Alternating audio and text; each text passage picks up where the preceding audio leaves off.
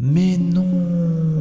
Ah ouais, non, mais là, ça, ok, ça, c'est époustouflant. Bah, je vais essayer de vous expliquer pourquoi c'est époustouflant, mais c'est une dinguerie. Oh. L'exercice du portfolio pour les développeurs, c'est un classique. Que ce soit pour faire décoller votre carrière de freelance ou pour convaincre toujours un peu plus les recruteurs de vous offrir un poste dans leur boîte, se faire un portfolio qui marque les esprits, c'est une belle manière d'arriver dans le game avec une solide affirmation. Vous n'êtes pas là pour enfiler des perles. Aujourd'hui, je vous propose qu'on découvre ensemble quelques portfolios récents qui se sont fait remarquer dernièrement sur le web. Et on commence avec celui d'un Belge, Roger de Boève.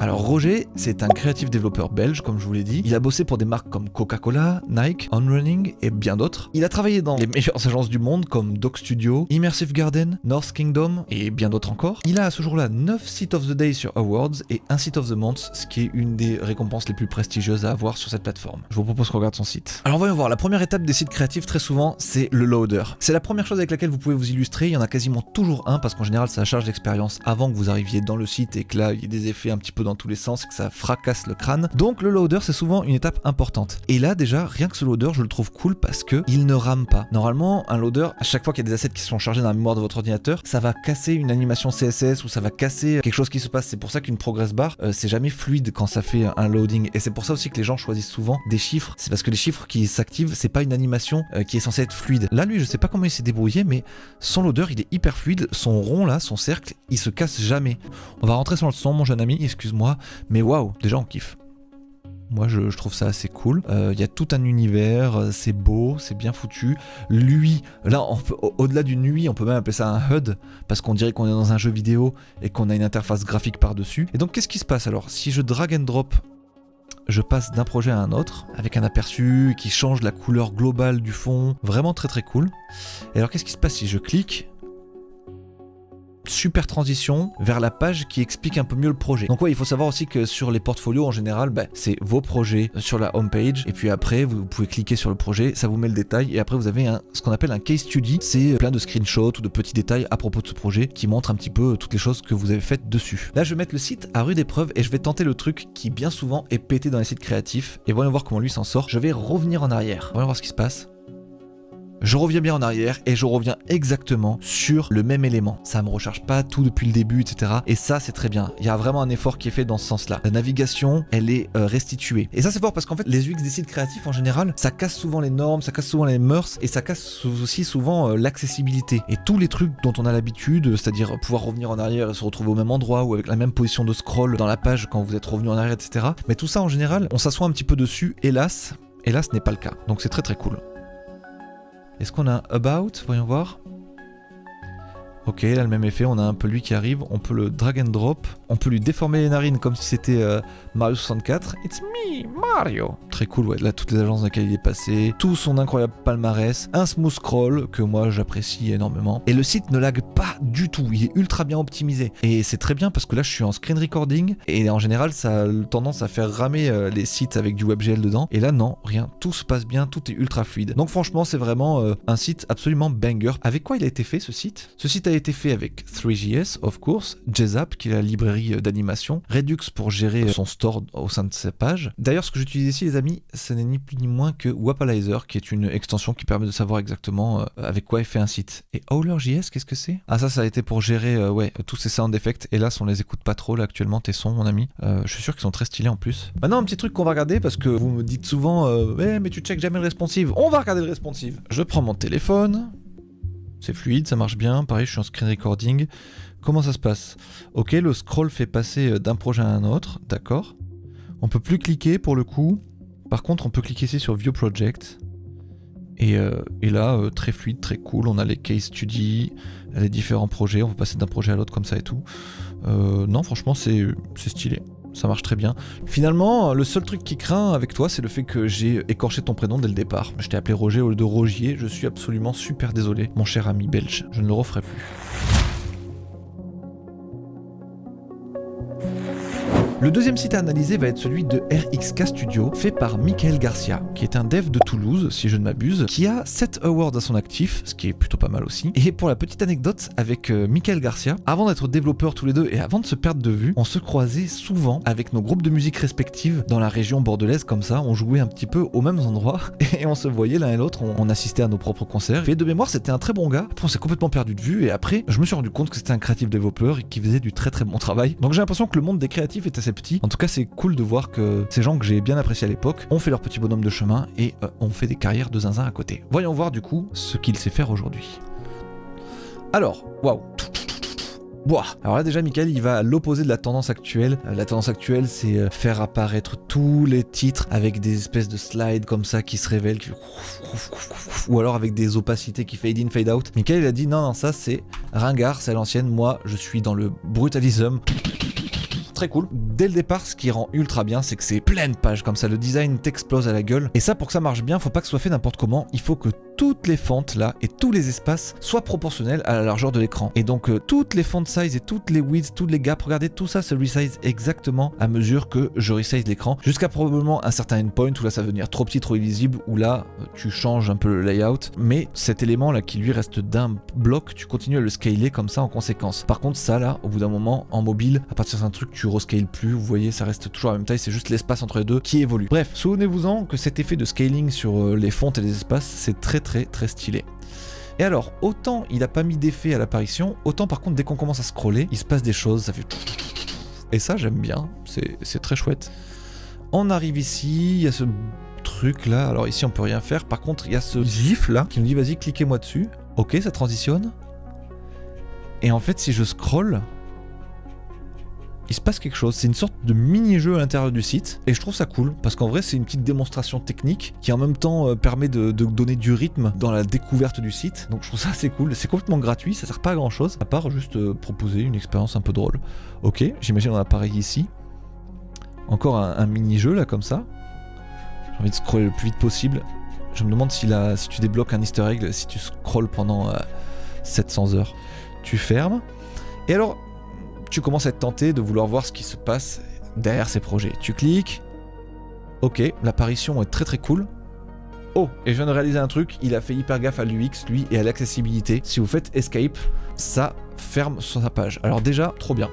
Déjà la page c'est trop bien comment elle arrive, c'est trop bien comment elle s'en va, et quand t'es dessus en plus t'as une espèce d'auto-slide qui fait plaisir comme ça, du coup t'as envie de te laisser prendre par la main et de regarder ce qui se passe sur les différentes slides qu'il te montre. Et puis si tu veux accélérer un petit peu, tu scrolles, et là tu te rends compte d'un truc de ouf, il y a cette espèce de déformation chewing-gomesque qui suit la vélocité du scroll.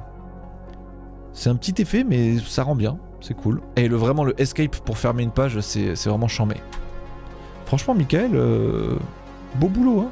C'était déjà bien ton projet musical et t'as continué de faire des trucs stylés. Bon RXK Studio, très stylé hein. Alors en allant sur Instagram, je me suis rendu compte d'un petit truc, c'est pas le site de l'agence de Michael, mais c'est Michael qui l'a codé. C'est pas lui qui a créé le design ni rien, mais c'est lui qui a codé toute la page, etc. Ok, mea culpa. Michael, son propre portfolio, il est là. Ouais, il a un peu moins investi en taf dessus. Ah Michael, t'aurais pu faire un effort là sur ton portfolio. Mais ça, c'est aussi l'apanage des gens qui travaillent tout le temps, qui ont déjà suffisamment de projets, donc qui ont même pas besoin de se tailler un portfolio de zinzin. Donc c'est une preuve encore plus de puissance. Quand vous avez un portfolio un peu simpliste et que vous avez plein de projets derrière, c'est vraiment pas le time.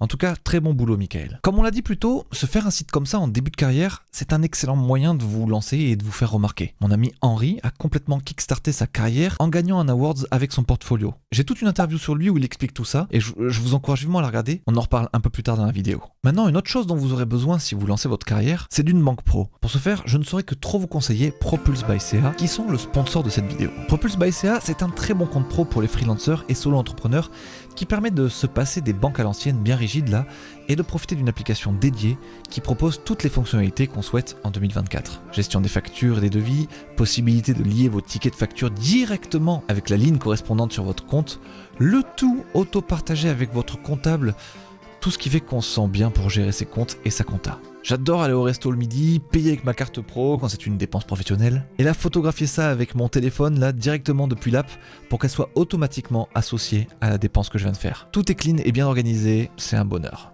Quand je pense que mon père devait garder tous ses tickets de caisse comme ça dans son énorme larfeuille là comme on appelait ça à l'époque, boah, on est loin de cette époque et ça fait bien plaisir. Vous pouvez ensuite synchroniser votre compte avec des applications comptables tierces afin que votre comptable puisse suivre tout ça de manière complètement automatique. Croyez-moi, moins vous avez à mettre les mains dans le cambouis niveau compta, mieux vous vous porterez et plus vous pourrez vous concentrer sur la réalisation de vos portfolios ou de vos différentes missions. Je vous le souhaite en tout cas. L'interface web ainsi que l'app mobile sont très agréables à utiliser et c'est aussi très clair. Ils ont bien travaillé leur UX, ça fait plaisir. Bref, si vous voulez l'essayer de votre côté, la création du compte se fait en littéralement 5 minutes et votre premier mois est gratuit via le lien dans la description. Ça coûte rien d'essayer et vous pourriez être agréablement surpris par la qualité de l'outil. Je vous propose maintenant qu'on retourne à nos portfolios et qu'on découvre celui d'une légende du game.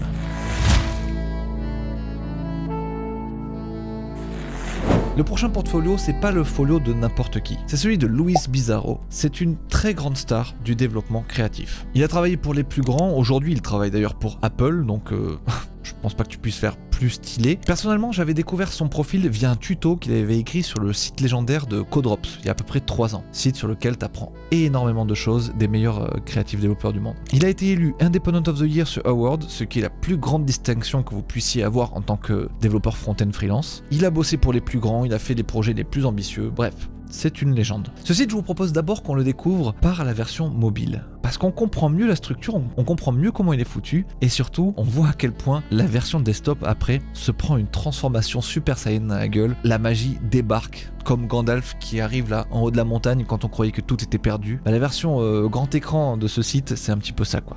Alors, Luis Bizarro, déjà, on arrive, une petite carte assez graphique, un logo qui fracasse sur la gauche, là, soit... Et là tu commences à descendre et tu te rends compte que voilà, le design du site c'est globalement un petit encart qui dit quel est le projet, un lien pour le voir en live et après des petits screenshots ou des petites vidéos pour voir un petit peu de quoi il est question, sur quoi il a taffé. Ok, bon après Apple 3D Review, voilà, il a travaillé là-dessus, très bien. Xbox Museum, il a travaillé sur tous ces trucs là, ça c'est un site web, on dirait un jeu vidéo, c'est fou, j'aime bien. Mais maintenant, c'est la version desktop qu'il faut voir. Ok, bon lui il n'a pas de chargement particulier ou quoi que ce soit. On arrive directement sur le site. Ok. Tiens, tu bouges la souris, tu te rends compte qu'il y a une espèce de fumée perturbante. Qu'est-ce que c'est que ça? Waouh, tu passes devant le logo, il se passe quelque chose d'assez fou. Tu fais bon, ok. Ça arrive parfois que sur le hero banner, sur la première section de la page, il y a un effet un peu cool avec la souris et tout. Très cool, hein. Je vais pas mentir, je trouve ça grave bien, cette boule qui suit la souris, c'est ultra fluide, l'effet il est grave chouette. Ok, je descends un petit peu, j'arrive sur du texte. Et là, les plus attentifs commencent à tiquer un peu et ils se disent mais attends, bah l'effet il est toujours trop bien, la distorsion des couleurs et tout, machin c'est trop bien. Mais ce qui est un peu bizarre c'est que normalement pour faire ce genre d'effet, il faut bien se dire que sur votre page vous avez le DOM et soit devant soit derrière, vous avez le WebGL qui est dans un canvas. Et en soi, le canvas et le DOM, ils n'ont pas trop conscience l'un de l'autre. Donc en soi, votre boule là, elle peut pas nécessairement déformer le texte en vrai. C'est pas possible, il y a un petit peu de magie qui se passe. Et en fait, tu commences à te dire, mais qu'est-ce qui se passe, qu'est-ce qu'il a foutu et tout pour que ça marche comme ça. Et là, bon, je me suis laissé tenter, j'ai sélectionné un petit peu, et je me suis rendu compte d'une chose.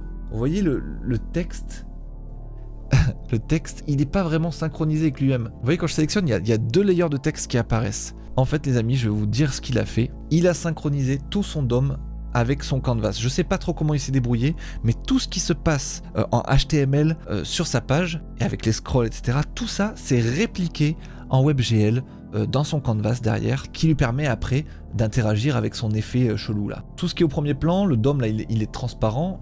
Il est révélé parce que je l'ai sélectionné, mais en vrai il est transparent.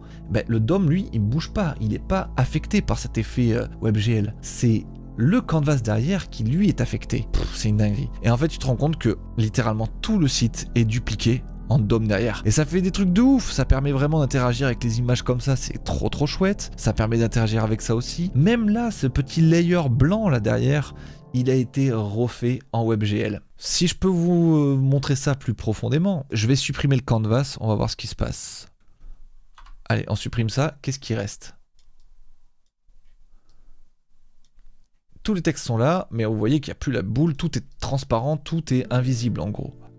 mais il a codé une fois tout son site en vrai HTML, qui marche très bien, etc. Et c'est probablement ça aussi qu'il utilise pour sa version mobile. Et par contre, dès qu'il est sur le desktop, tout ça il le met en transparent et il a trouvé une manière de le répliquer quasiment à l'identique dans son canvas. Et excusez-moi du peu, mais je trouve ça assez stylé. Je sais pas comment il a fait, je sais pas faire moi personnellement. Mais voilà, lui c'est un fifou, il adore les expériences, il adore justement tous ces trucs de synchronisation du DOM et de WebGL. Et je trouve qu'il s'en est très bien sorti, c'est méga stylé. Bon, et encore une fois, un screen recording avec du WebGL comme ça en full screen et que tout se passe aussi bien, tout est aussi fluide et tout, ça prouve que aussi c'est un très bon développeur qui optimise très très bien, qui maîtrise au bout des doigts son art, parce qu'il y a rien qui lag, tout est propre, tout est cool, mon ordinateur chauffe pas et c'est méga beau. Voilà. Est-ce qu'il y a un petit truc à voir, un about, un truc comme ça? Non, je pense qu'il y a tout dit. Ça a été fait avec Redux, encore une fois, Node.js, ouais, Express, Lenis, qui est une librairie pour faire du smooth scroll, comme ça, gérer plusieurs sections et tout. C'est très très chouette cette lib, tout le monde l'utilise maintenant apparemment dans le creative development, enfin beaucoup de gens. Avant les gens utilisaient Locomotive Scroll et maintenant ils utilisent Lenis. Un bon gars qui a d'abord donné à la communauté en faisant des tutos et maintenant qui se retrouve chez Meilleur. Bon truc. Tiens, je le suis pas, qu'est-ce qui m'a pris de pas le suivre? Excuse-moi Louis. Pardon.